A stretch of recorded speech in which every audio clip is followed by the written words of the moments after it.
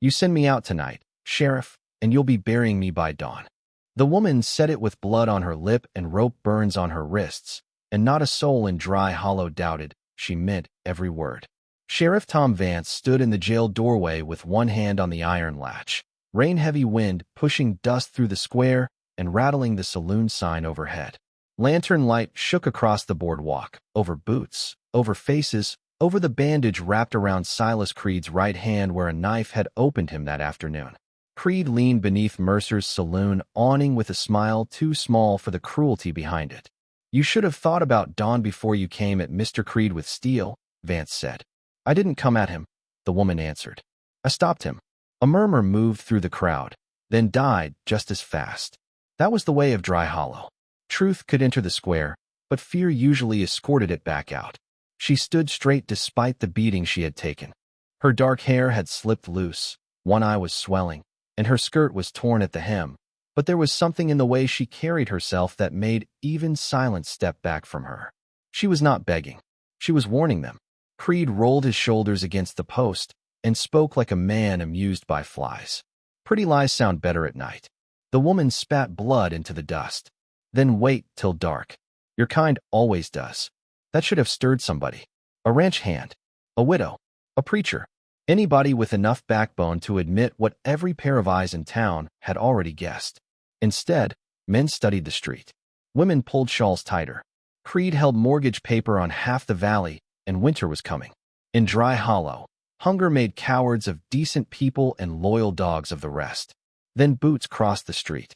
Eli Mercer came from the blacksmith shop, still wearing his leather apron, the smell of coal smoke and hot iron clinging to him like a second skin. He had once ridden cattle north and fought in a war he never named if he could help it. Now he shod horses, fixed wagon rims, and kept his head low enough that trouble usually flowed around him like creek water around stone. A scar cut white through the stubble on his cheek. His hands were heavy, scarred, and steady. Tonight they were not steady. "This ain't your business, Mercer," Vance warned. Eli stopped at the foot of the jail steps and looked first at the woman, not the sheriff.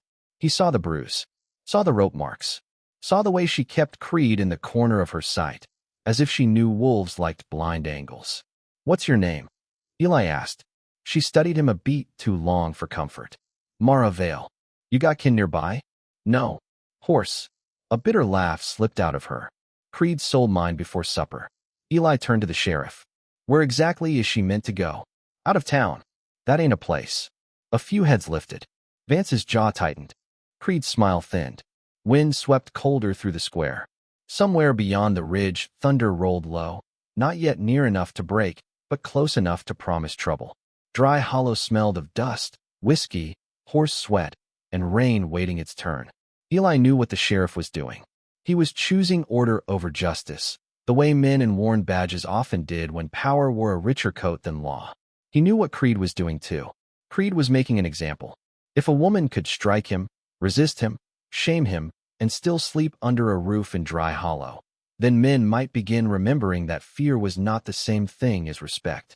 Eli should have stayed quiet. Instead, he heard his own voice say, "She can stay at my place till morning." The whole square changed. A ranch hand straightened from the hitch rail. Somebody whispered, "God help him." Sheriff Vance stared as if Eli had just stepped in front of a train and asked why everyone looked worried. "You offering shelter to a prisoner?" Vance asked. "I'm offering one night out of the dark." Creed left the awning and came into the lantern glow, boots slow, expression mild. That was what made him dangerous. Men who wanted you frightened usually raised their voices. Men like Creed lowered theirs. "Careful, blacksmith," he said. "Mercy can look a lot like defiance." Eli met his eyes. For a moment the square vanished, and he was 19 again, standing too far from a freight yard while somebody weaker paid for stronger men's silence. His sister Anna had disappeared that year. Folks said she ran off. Eli had never believed that. Some wounds never stopped burning. They only learned to glow lower. "Then let it look," he said. No one moved. Sheriff Vance rubbed a thumb along the badge on his vest, weighing conscience against convenience, law against the man who financed half the town.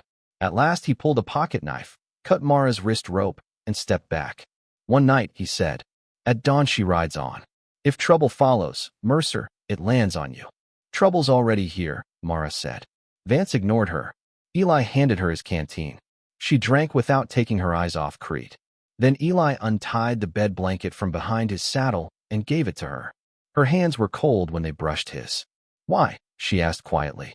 Because night's long. That ain't the whole truth. It's enough till we're out of town. Creed laughed under his breath. Take the north road. Shorter ride. He paused, then added, unless you're worried about who might be waiting in the wash. There it was. Not even hidden. Mara climbed up behind Eli without help, though pain showed in the way she drew breath. He felt her fingers touch the back of his coat, light and quick. The town watched them pass the last house and the dark edge of the church lot and the wind-bent cottonwood by the trough. No one called after them. Dry Hollow had made its choice for the moment, and silence had won again. The road north bent into mesquite and low stone. The sky hung purple-black above them, heavy with storm. Hooves struck the dirt in a dull rhythm. The smell of creosote rode the first spit of rain. Eli listened for riders. He heard only thunder, until Mara leaned close enough for her words to brush his ear. Creed doesn't want me gone, she whispered. He wants me dead before sunrise. Eli's hands tightened on the reins. Why? Beneath the blanket, Mara pressed one palm to something hidden under her bodice. Because, she said, I stole the papers that can hang him, ruin the sheriff, and strip Dry Hollow down to the truth before morning. Eli reined in so hard the mare tossed her head and stamped. Rain began in thin needles, cold against his neck. Behind them, Dry Hollow glowed faint and yellow through the dark, already looking like a town pretending innocence. Ahead lay the low ridge, the wash, and his forge near the creek. What papers? He asked. Mara kept the blanket tight around herself. Ledger sheets. Notes. Deeds. Names of men Creed paid to burn people out. Names of widows he cheated. Names of deputies he bought. And one deed he hid because it gives him the spring below your forge by winter. That last part landed harder than the rest. My forge. He bought your banknote 2 years ago through a middleman. He's been waiting for drought to do what bullets couldn't. Eli sat with that while rain thickened. His forge was the only clean thing he had built after war, and grief hollowed him out. Every horseshoe he shaped, every plow he mended, every hinge he straightened had been struck over coals he had lit with his own hands. The thought of Creed planning to take it turned something slow and dangerous inside him. You got proof of all that. I got enough that he sent me to jail before sunset and sent me out of town after. They rode on. The wash narrowed between black mesquite and slick stone. Water had not started running yet, but the smell of storm and wet clay hung low. Eli's place sat another mile north. Forge, cabin, barn, lean-to, corral, and the small spring that kept everything alive. He knew every rut and route between here and there. He also knew how easy an ambush would be. Why tell me now, he asked. Because if men ride us down in the wash, I'd prefer you know why you're dying. He almost laughed at that, but there was no room in him for laughter. Comforting. I've had a difficult day. The answer was so dry, so sharp, that despite everything, Eli glanced back. Rain had slicked her hair against her temples. Bruises darkened under the storm light. But her eyes were steady. You always talk like that, he asked. When men keep trying to own the ending, yes. By the time the forge came into view, rain was striking hard enough to flatten the weeds. The cabin lamp glowed amber through the wet dark. Eli got down first, then steadied Mara when she slid from the saddle. She favored one leg. Not enough to ask for help. Enough to tell him she needed it. Inside, the cabin smelled of banked stove heat, cedar smoke, coffee grounds, and iron dust carried in from the shop. Eli lit another lamp. Mara stayed near the door, watching corners the way people watched corners only after learning what could come from them. You alone here? She asked. Since my father died. No wife? No. She nodded as if that answered more than he had said. Eli filled a basin from the kettle and set cloth beside it. You should wash the blood off. Mine or Creed's. Whichever bothers you more. That almost earned him a smile. Almost. She cleaned her face while he ladled stew into 2 bowls. When he set one before her, she stared at it, then at him. You feed everybody you shelter? Only the ones with enough nerve to insult half a town first. She ate then, small quick bites like someone who had learned never to trust a meal to last. Eli watched without meaning to. Hunger looked different on different people. On Mara it looked disciplined, furious and tired clear through the bone. After a while, she laid the spoon down. I need somewhere to hide the packet. You're planning on staying long enough to need hiding places? I'm planning on surviving the night. That was when Eli heard the first hoofbeats. Far off. Fast. He crossed to the window and lowered the lamp wick with his thumb. 3 riders appeared on the ridge line when lightning flickered, black shapes against gray sky. They were not bothering to hide. Mara was already standing. Creed doesn't waste time. Eli took the shotgun from over the door and checked both barrels. Back room? No. He looked at her. If they break in, they'll look in the back room first. She pulled a small revolver from inside her boot. I'm not dead weight, Mercer. He believed her immediately, which irritated him. All right, he said. Barn loft. If I say run, you take the creek bed north. Widow Harlan's ranch is 5 miles. She buried a son after Creed seized his herd. She'll help. Mara tucked the packet beneath her dress, moved to the side door, then paused. Why are you really doing this? He should have lied. It would have been easier. Instead, he said, my sister disappeared years ago. People saw the men who cornered her before she vanished. Nobody stepped in. I was too far away to matter then. He worked the shotgun closed. I won't be too far away again. Something shifted in her face. Not softness exactly. Recognition. A pounding hit the cabin door. Mercer, a voice shouted through the rain. Sheriff changed his mind. Hand over the woman. Mara looked at Eli. You can still walk away. Another blow shook the frame. If I walk away now, he said, I keep walking forever. The door shuddered again. Wood splintered near the latch. Eli stepped onto the porch with the shotgun low and rain pouring off the brim of his hat. 3 men sat their horses in the yard, slickers black with water, guns near hand. Tiller, one of Creed's foremen, gave Eli a humorless smile. Evening, Tiller said. Not for you. Tiller's gaze slid to the barn. You planning to die for a stranger? Eli thumbed back the hammer. No. I'm planning to make you wonder which one of you goes first. The riders spread slightly. Horses snorted and danced in the mud. Rain drummed on the porch roof and hissed in the forge ashes. Tension tightened the yard until it felt like a wire drawn too hard. Then, from beyond the creek, came another set of hoofbeats, more than 3 this time. Sheriff Vance rode into the yard with 4 deputies behind him, lanterns swinging from his saddle horn. Everybody hold, he shouted into the storm. And for the first time that night, nobody seemed sure whose side the law had chosen. For one hard second, the storm held them all in place. Rain silvered the yard. Tiller and his 2 riders half-turned toward Sheriff Vance. Eli kept the shotgun trained on the nearest chest. From the dark edge of the barn, Mara watched without blinking, one hand tucked beneath her shawl where the revolver waited. Vance rode forward until his horse stood between Eli's porch and Creed's men. Water ran from the sheriff's hat brim and down his mustache. He looked older than he had in town, as if every mile from Dry Hollow had stripped another excuse off him.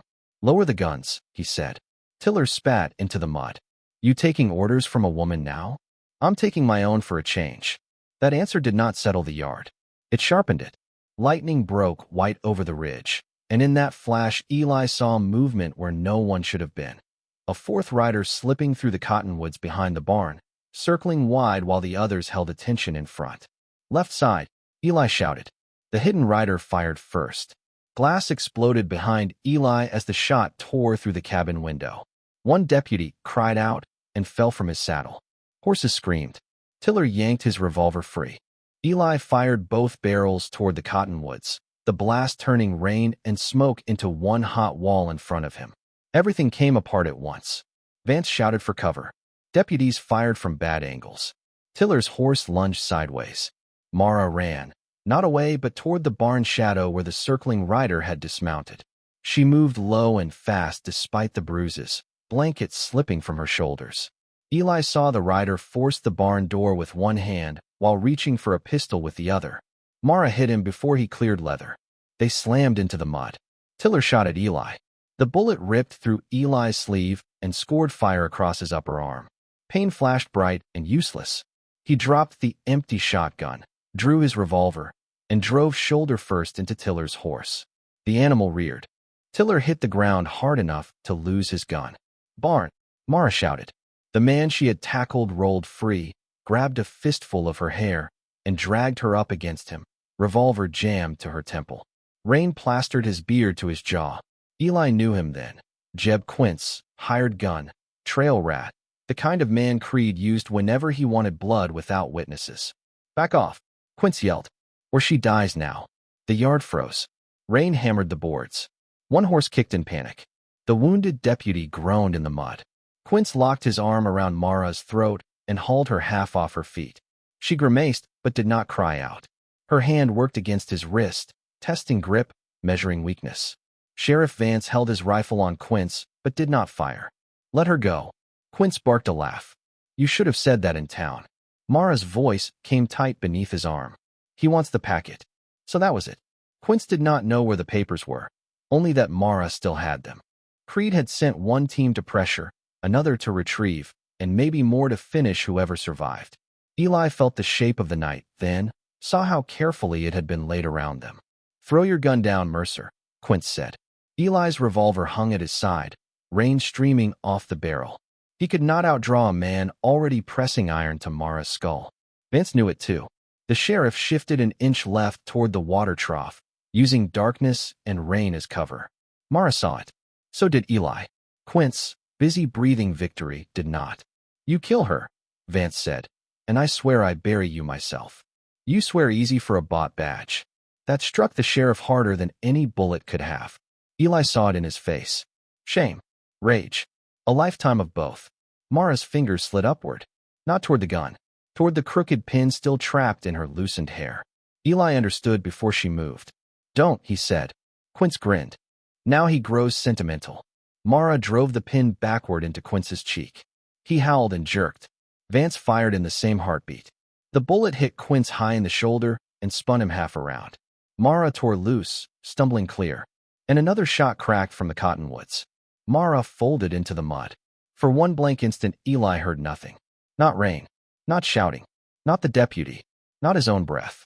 Then the whole world slammed back in, and he was moving. He reached her as she rolled onto one elbow, blood spreading dark along her side. Not the chest. Lower. Bad, but maybe not final. Can you breathe, he asked. She clenched her teeth. I can hate. Close enough. He almost laughed from sheer panic. Quince crawled toward his dropped revolver. Eli rose, kicked the weapon away, and stamped on Quince's wrist until bone cracked. The gunman screamed. Vance and two deputies charged the cottonwoods, firing at the hidden shooter. Branches snapped. A horse burst riderless through the trees and vanished toward the wash. Eli knelt beside Mara again and pressed his hand hard over the wound. Blood came hot through his fingers. Stay with me. Not planning a dramatic death, she gasped. I'd haunt you forever. He tore off his neckerchief and packed it against the wound. Her face had gone pale beneath the bruises, but her eyes still burned. She gripped his sleeve with surprising strength. He owns your forge land, she whispered. Eli stared. The deeds and the packet. Creek Spring too. He planned to wait till winter and take everything. Thunder rolled away east.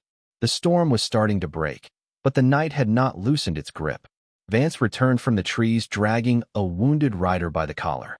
His expression said the rest had scattered for now. For now, Eli repeated aloud. Vance looked at Mara bleeding in the mud, and then at Quince writhing with a shattered wrist.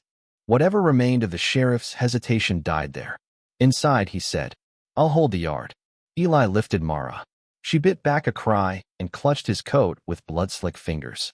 As he carried her over the threshold, she turned her face toward his neck and whispered through pain. If I die before dawn, don't save the papers for me.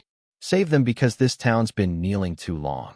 The bullet had passed through flesh above Mara's hip and, by a mercy nobody had earned, missed the lung and gut. Eli knew enough rough medicine to recognize the difference between a wound a person fought through and one that quietly wrote the ending for them. This one could still go either way. He laid her on the narrow bed in the back room, boiled water, cleaned his hands in whiskey, and set to work while Sheriff Vance posted a deputy on the porch and sent another racing for Doc Wren. The cabin glowed with low lamp light and smelled of blood, lamp oil, boiled linen, cedar smoke, and the faint iron scent blown in from the forge.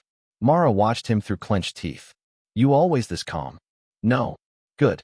I'd hate to think I wasn't making an impression. Even half shot, she still fought with words. Eli cut away the cloth around the wound, cleaned it, packed it, and wrapped her tight. When pain shook through her, she grabbed the bed frame instead of his arm. He noticed that too. "You can curse if it helps," he said. "I am." Quietly, he sat back once the bandage held. Blood still showed, but slower now. Safer. For the moment. Sheriff Vance stood by the door with his hat in both hands, looking like a man who had spent too long excusing himself. "How bad?"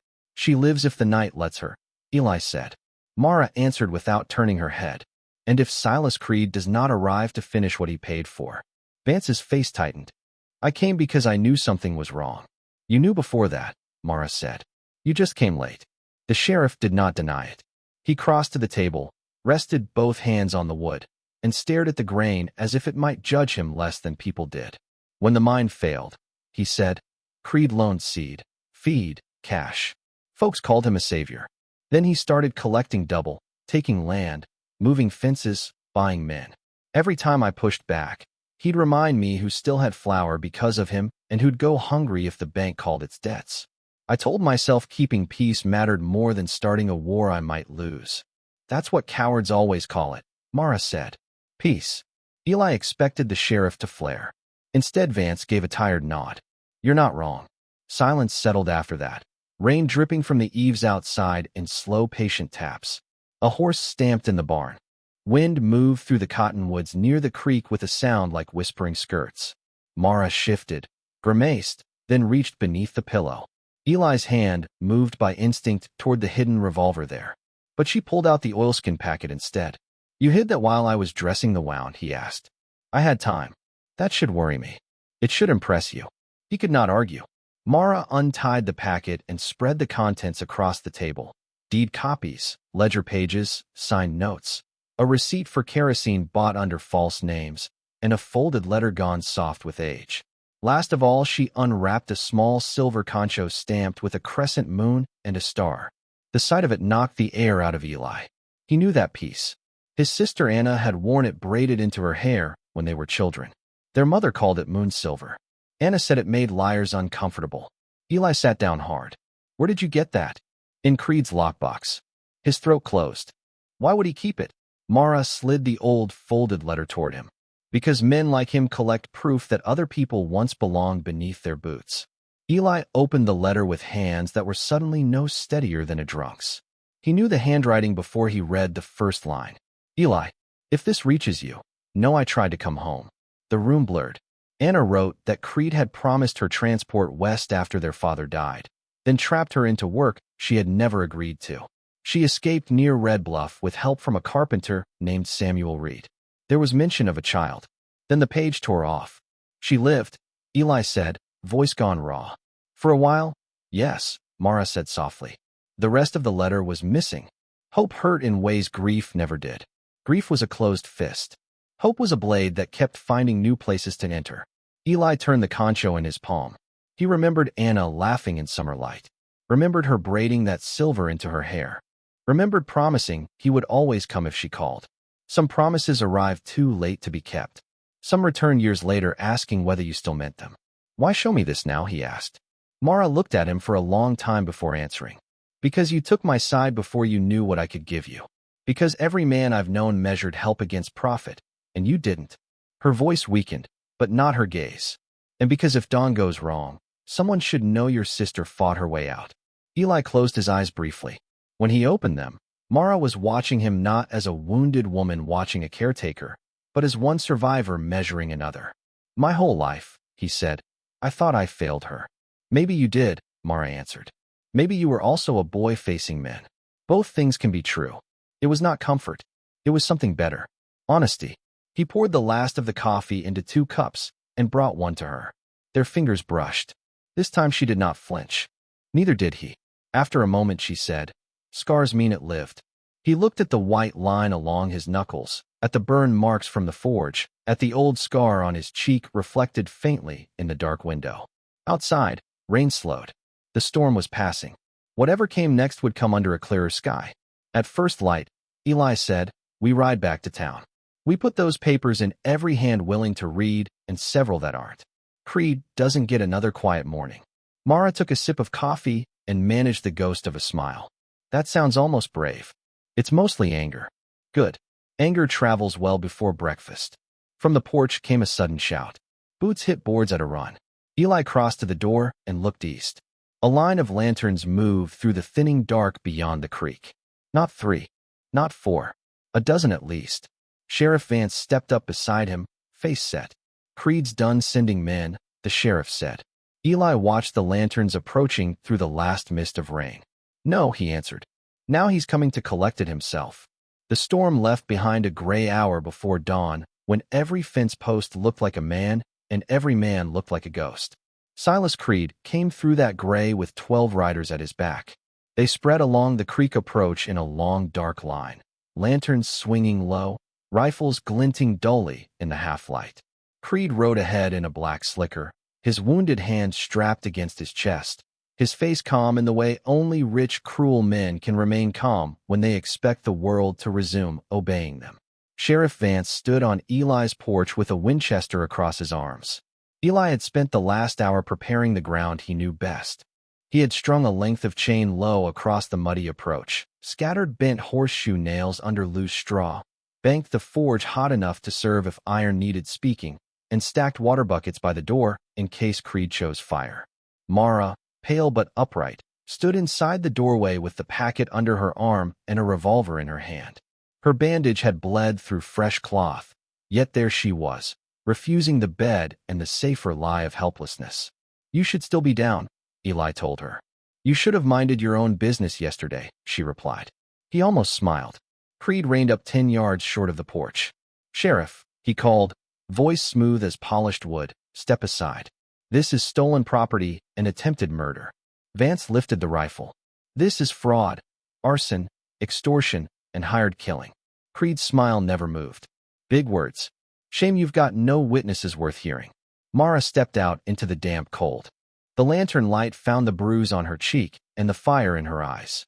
She held up the packet so every rider could see it. I do, she said. I brought your books. A murmur went through the line behind Creed. Men shifted in their saddles. Some were killers.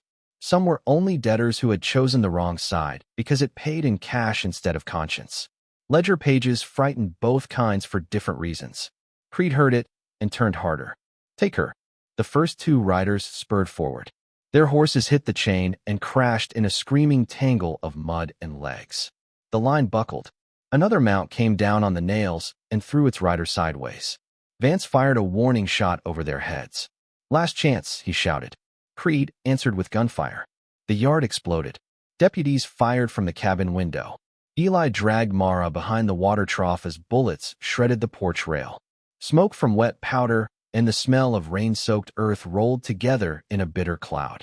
A rider broke toward the barn. Eli seized a forge hook and ripped the man from the saddle by the shoulder. Another tried the side yard and caught Mara's shot clean through the hat brim, enough to send him wheeling away white-faced. Creed's men were many, but they were not organized anymore. The traps had broken their charge. Fear had broken the rest. Eli moved through the confusion like a man who knew exactly where every board, barrel, and shadow belonged. He snatched a half-heated branding bar from the forge mouth, swung it hard against a horse's tack, and sent animal and rider veering into 2 others. Sparks flew. Somebody screamed. Somebody else dropped a rifle and put both hands up before anyone told him to.